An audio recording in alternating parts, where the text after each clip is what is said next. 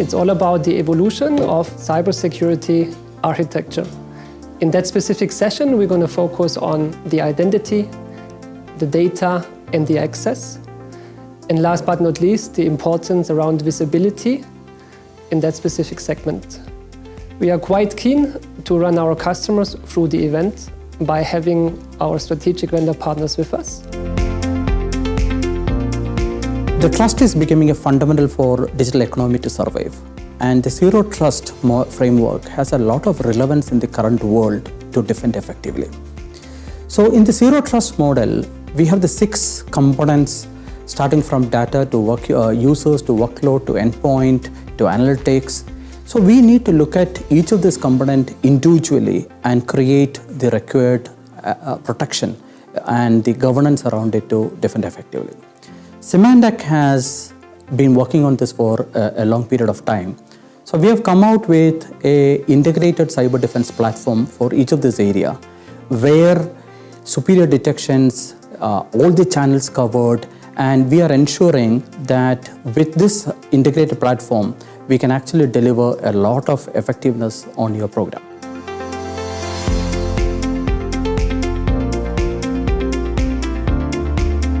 Today with Help AG, we spoke about the zero trust enforcement points with Fortinet Security Fabric.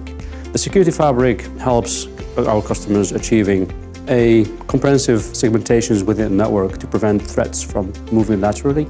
It also includes third-party technologies which help remediate whenever an incident happens, security incident happens. This results into a comprehensive cybersecurity controls and situational awareness which keeps the company's data safe.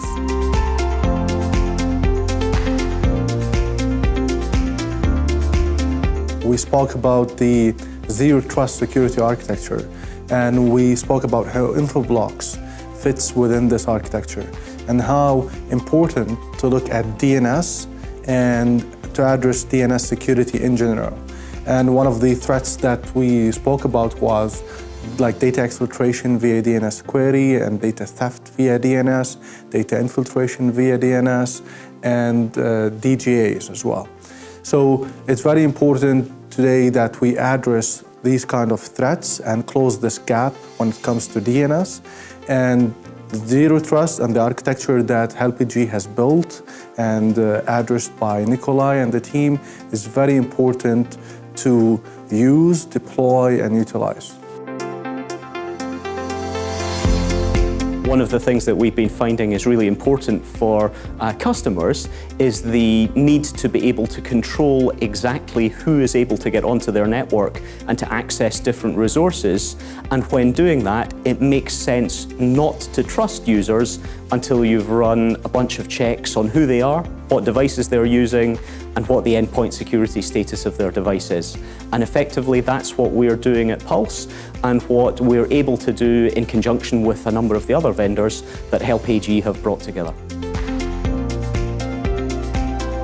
We already are prepared for both aspects of what Forrester say is the key takeaway.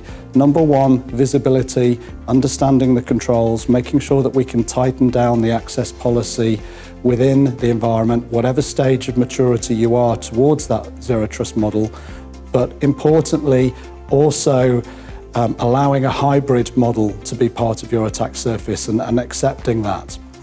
Secondly, back to the vulnerability and the visibility, we have the ability through our attack surface capability to zero in on the vulnerabilities that make the most effect to managing your risk. So typically we can take out 95% of the noise. Zero Trust is really one of those ambitious projects that many enterprises they have. It's actually just common sense that you want to allow only the specific users and the specific devices that you trust to access your valuable applications. There's been far too many examples in the last couple of years where trust was not established and where the rights were too high for certain users or devices in the network. And when that user then clicked the wrong file, executed the wrong piece of executable, it had really big implications in the organizations.